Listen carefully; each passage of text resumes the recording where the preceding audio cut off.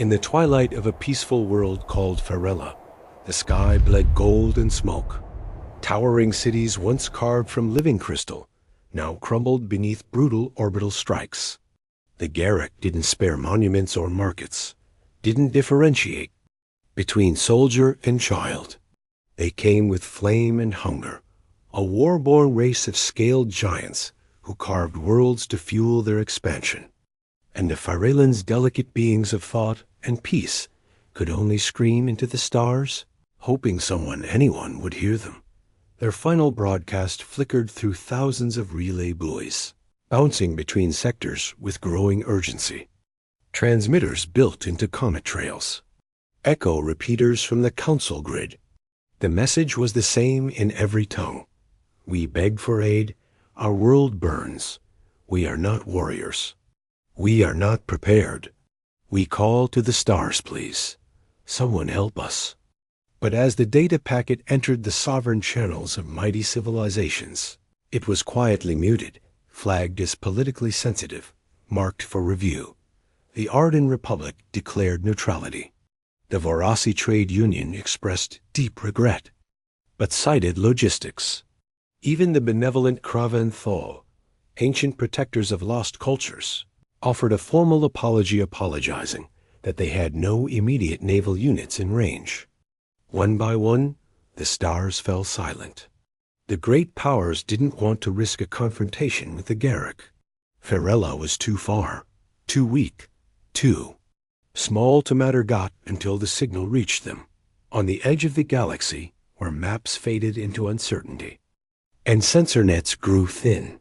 A lone Terran freighter named Vigil's Reach was hauling alloys through a magnetic storm when their comms tech picked up the distress ping. He tried to route it through official channels, but the relay refused, flagged, and locked. So he did something else. He forwarded it to the old line, buried deep beneath the crust of Terra's eastern continent. In a vault untouched for nearly 80 years, a black cable reconnected.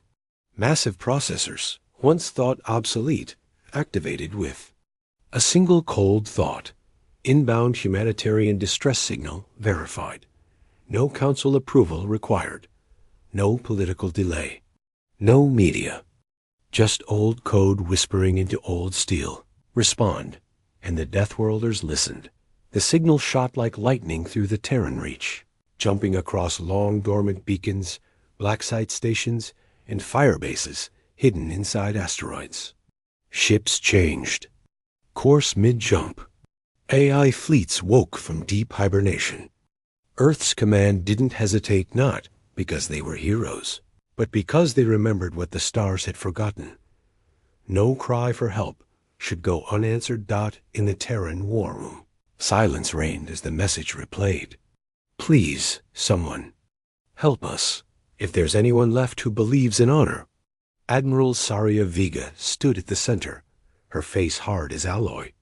Around her, tacticians ran probability curves, fleet assets, trajectory plots. She raised a hand. No discussion. Priority. 0, she said. We answer. No cheers. Just quiet understanding. In dry docks that hadn't seen movement since the War of Fractures. Warships long shelved for being too aggressive were reactivated. Names not spoken in diplomatic chambers were re-engraved. Ravager class, Urnlight series, Dread vows, and among them, the old Black Ops ship that didn't fly flags or issue warnings, the Emberwake.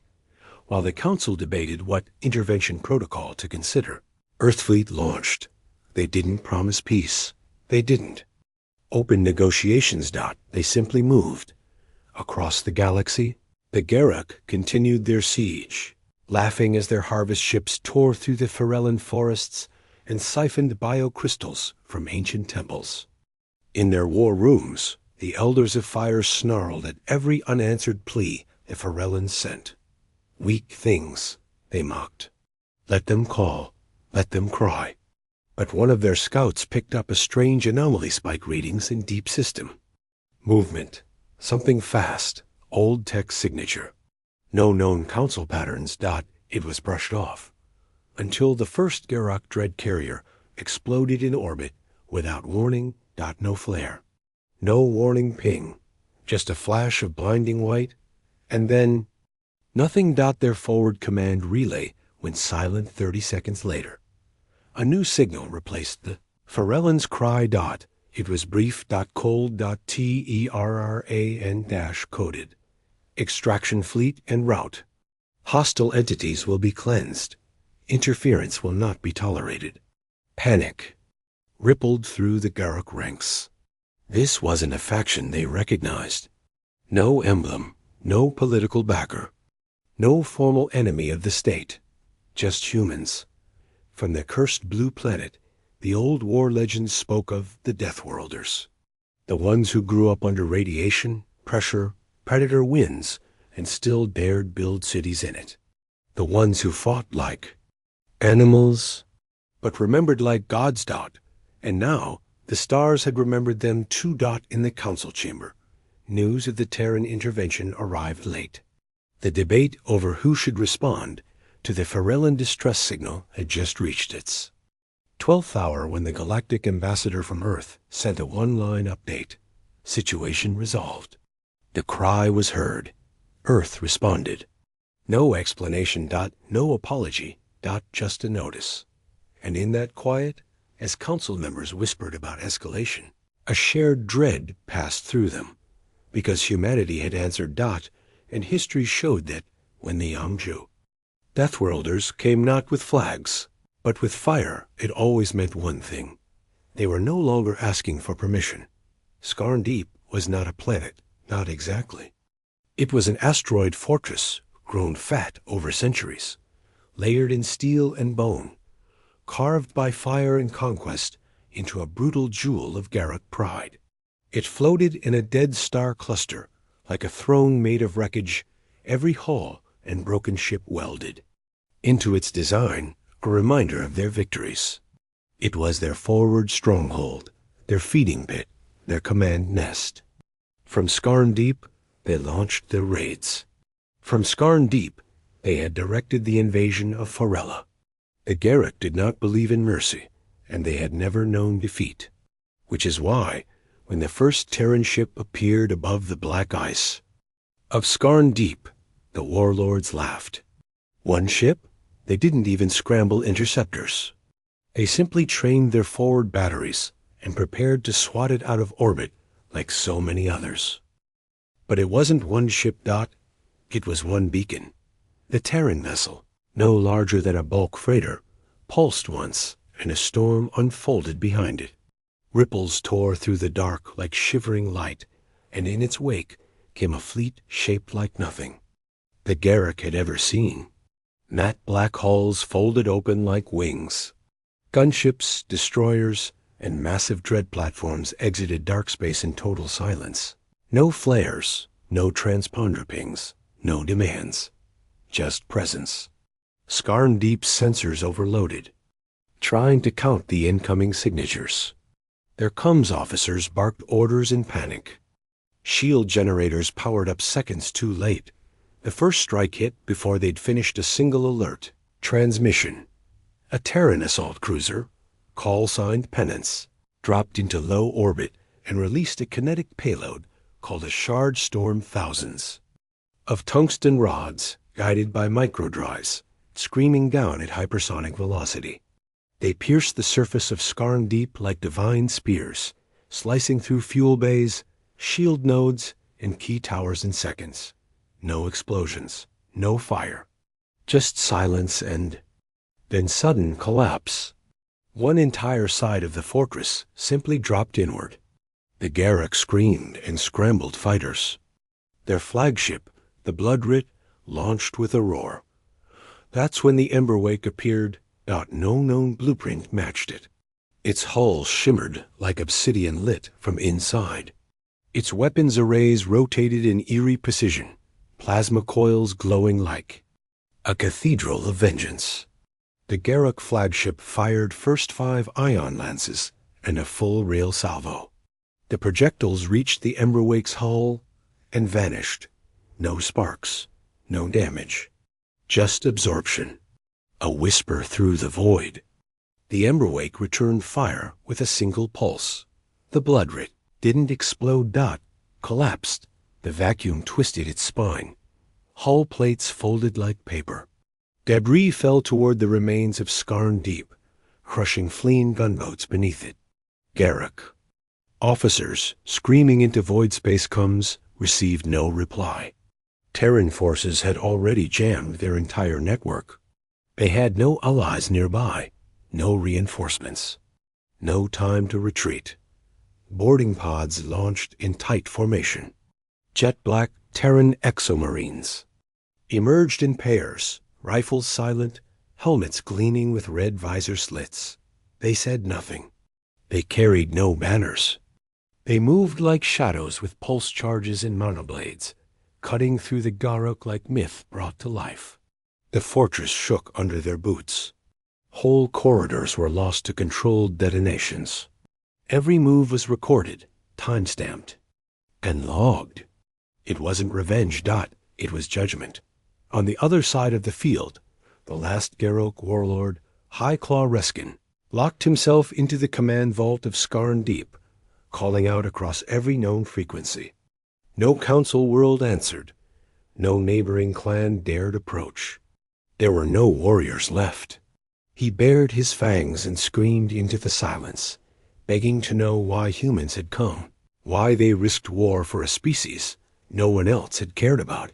He received only one transmission in return, audio only. A Terran voice. Calm, human. We heard the call. You ignored it. We didn't. And then detonation, Scarn Deep fractured in half as the Terrans activated sub-core warheads, placed strategically throughout the structure during the assault. One side split and drifted, lighting up the darkness with small firestorms. The other side was pulled into a spiral descent toward the system's dead gas giant, Scarn II, to be consumed by gravitational shear. From a distance, it looked like a black lotus folding inward. Terran recovery teams began extraction. The Farellan hostages, thought long dead, were found in underground chambers, barely breathing, terrified. They looked up and saw no flags, no emblems of Earth, only matte black armor and gloved hands lifting them gently. They were given oxygen, water, warmth. Not a single word of praise. Not a single explanation. The humans patched their wounds and carried them aboard. The Emberwake was last to leave as the remains of Scarn Deep crumbled behind it. A single encrypted message was sent to Earth's diplomatic servers. No holas, no ceremony. Just a line. Objective complete. Lives saved. Fire delivered. Back in the galactic core, the Council received scattered reports. Surveillance drones recorded only fractured footage of ships vanishing mid-jump, sensors showing impossible readings. And then, the footage of Scarn Deep's destruction spread like wildfire through the underground datasphere. The stars began to whisper. Earth has moved. Deathworlders have returned. They didn't ask for permission. And just like that, centuries of political complacency cracked. All across the galaxy, small worlds huddled in quiet wonder, speaking Earth's name not with fear, but with hope. The kind of hope that came when you knew that somewhere out there, someone still believed the weak were worth saving. And when those someones came, they didn't bring mercy. They brought fire. The embers of Scarn Deep still glowed in the void, drifting silently through a dead system where no Garruk ship would ever pass again. For the first time in generations, there were no raids, no cries of conquest, no triumphant battle songs from the scaled war clans. There was only silence. The kind of silence that follows something ancient waking up. Something no one thought would rise again. Across the galaxy, worlds that once ignored the cries of the Farellans now turned their eyes inward, checking their defense grids, rerouting patrols, rereading treaties. Because Earth had responded, and Earth did not bluff. On the political floors of the Galactic Council, words flowed like rivers. Emergency sessions were called. Delegates argued over protocol and ethics. The Garruk, their remaining leaders fractured, and scattered roared for justice, demanding sanctions, retaliation, or at the very least condemnation. But even the most powerful members of the council hesitated. No one wanted to admit it out loud, but in the echo of Earthfleet's strike, a simple fact weighed on every system's mind: if humanity could do that to the Garruk's strongest, base without warning, what could they do to a world less fortified? Every simulation told the same story. The Garruk hadn't been defeated. They had been overwhelmed. The assault wasn't just powerful. It was fast, clean, absolute, no survivors. Among the enemy, no footage leaked by Earth, no sign of their fleet after extraction, just rumors, hushed whispers. A fear no vote could silence. At the heart of this unease sat a single unanswered question. What would Earth do next? Terran space was dark now. All trade beacons shut down. No messages answered. Border stations were no longer hailing. The systems within the Terran reach had gone quiet by choice. Civilian freighters were recalled. Diplomatic lines were severed. The few ships that crossed near Earth's borders reported seeing strange vessels drifting just beyond sensor range immense, unmoving, cold, like sentinels waiting for a reason to wake. And they bore no flag, no signal. Only the ancient Terran, hull markings from a time when wars were fought with silence and judgment, not votes and diplomacy. The galaxy called it the Quiet Veil. It was not a blockade. It was a warning. Inside Earth's Central Command Complex, buried miles below the Pacific floor, Admiral Saria Vega stood before the map of known space. Behind her, a dozen screens showed intercepted Council broadcasts, Garruk retaliation proposals, and minor species pleading for Earth's protection. Her officers said little. They knew better than to break the silence she had ordered. Everything was watching. Every eye in the galaxy now waited to see if the Deathworlders would go further, if Skarndeep was the beginning, or the line they dared not cross. The map glowed with red and blue sectors, systems in flux, zones of influence shifting with every Terran action. And still Vega did not speak, because Earth's greatest power was not their weapons, but the fact that they didn't need to threaten. They acted, then disappeared. The others were left guessing. In the depths of Ferella's orbit, the survivors of the genocide were slowly being healed. Human medics worked beside machines built to survive volcanoes and chemical storms. Ferellans blinked in awe at Earth's quiet efficiency. No songs, no speeches. Just hands that helped, tools that built, eyes that listened. And not once did the Terrans ask for repayment. No resources, no territory, not even gratitude. When Ferella's elders asked why, the human commander simply replied, because no one else did. That was it. No posturing, no demands. Just action that echoed louder than 1,000 council resolutions. But far from the healing light of Ferella, the Garruk seethed in their shadow sectors. The death of their warlords had shattered the unity they barely held. Now splinter groups debated revenge. Some wanted to strike Earth directly, calling the humans soft beneath their steel. Others remembered Skarndeep and remained quiet. One ambitious fleet marshal, Kron Vosk, gathered 3 cruisers and attempted a probe of Terran space. He sent a scout ship ahead, cloaked and silent, to record data near the border of Sol. The vessel vanished 13 seconds after crossing. The threshold. No flare, no wreckage. Just gone.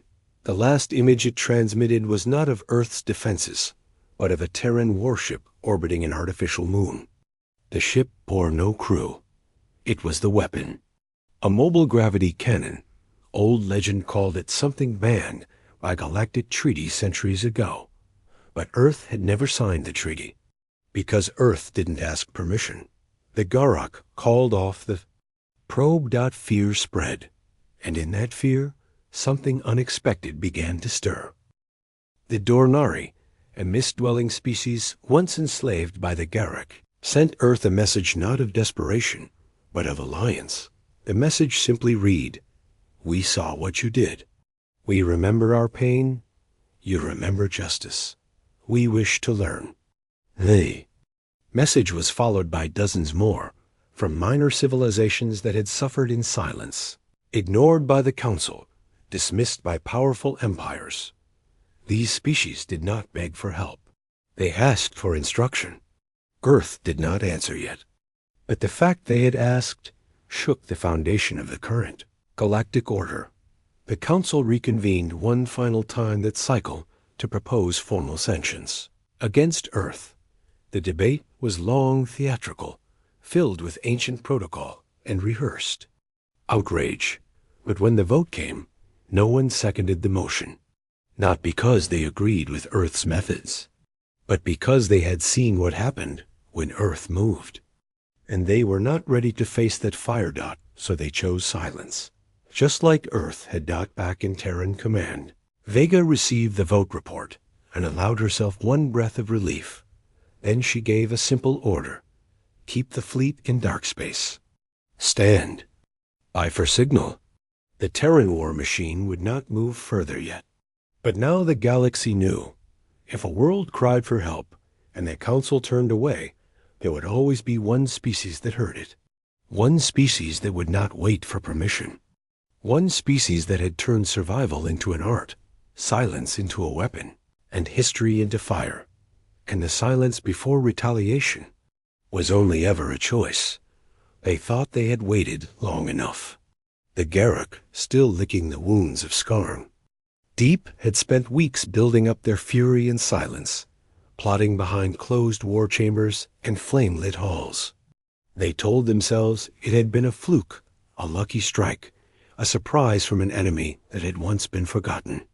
Their younger warriors, proud and reckless, screamed for blood, demanding vengeance for their fallen warlords, and the pride shattered across the stars. And in the end, that fury grew too large to contain. Garruk High Marshal Dravek the Iron Eater declared the Terran silence a sign of weakness.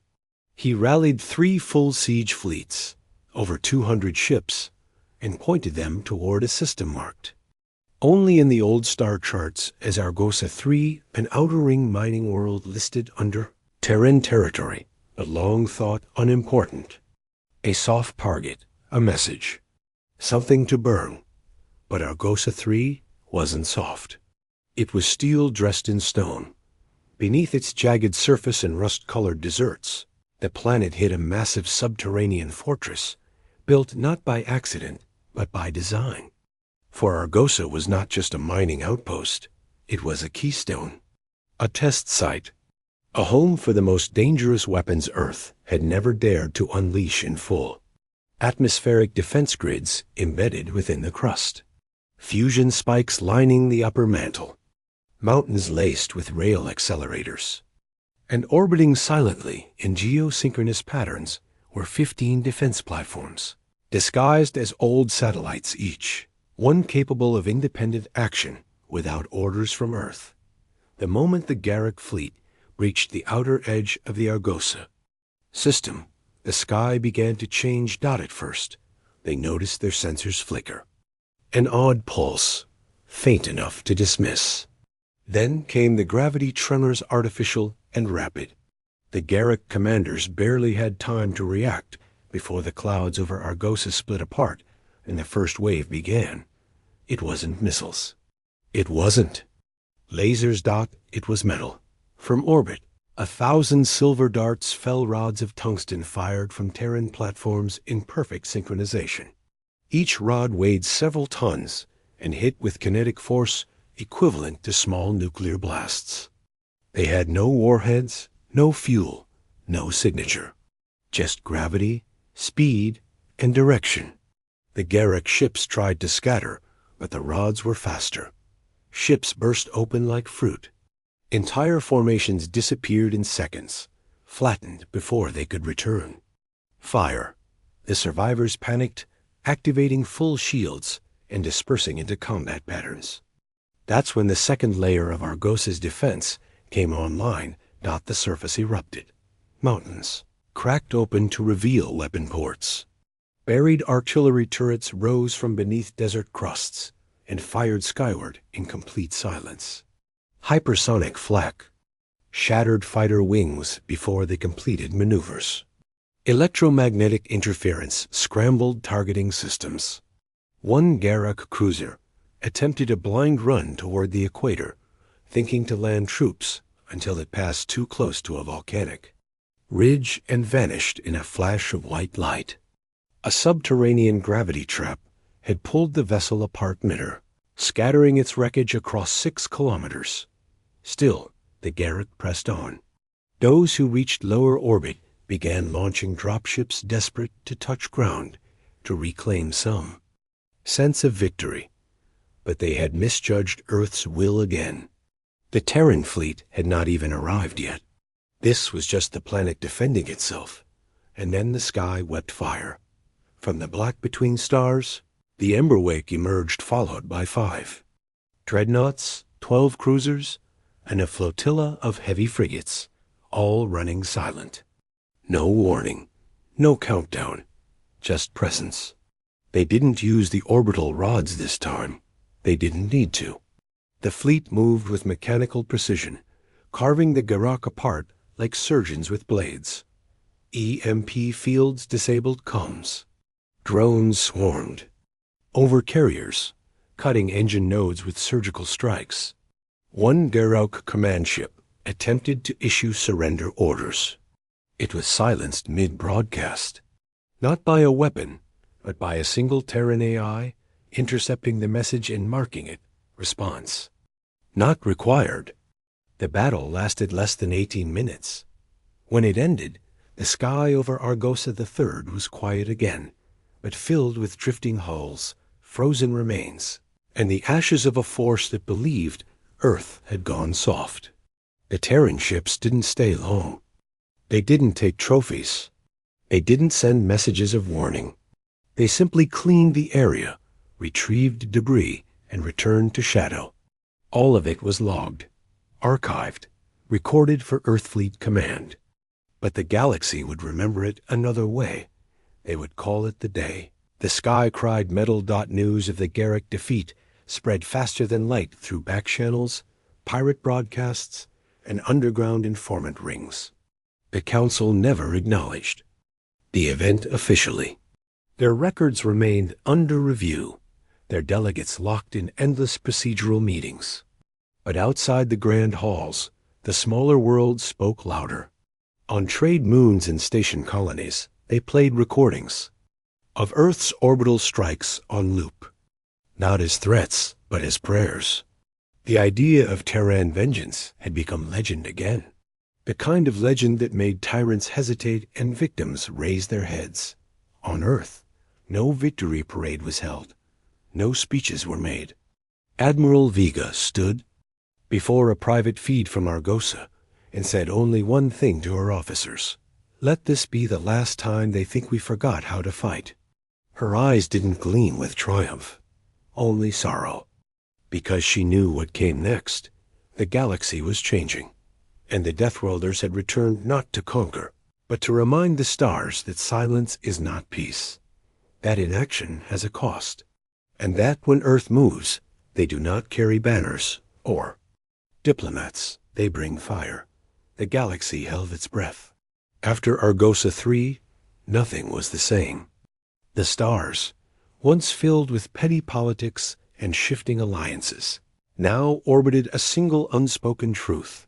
Earth had drawn a line, and no one dared cross it. The old empires pretended nothing had changed. Council sessions carried on, speakers pontificated, and diplomatic reports used carefully worded terms like isolated incident and territorial defense. But beneath the surface, fear crept in. Trade routes rerouted to avoid the Terran reach.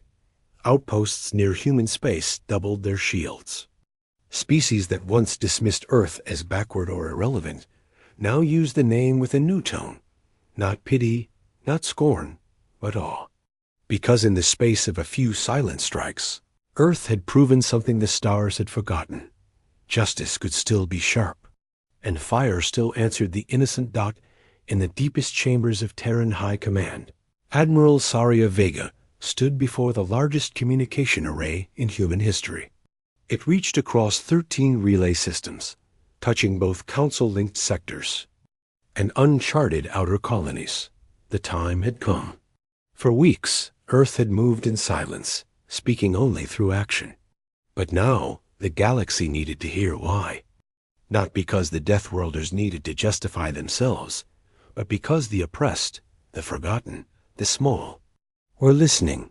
They were waiting. And silence could no longer hold them.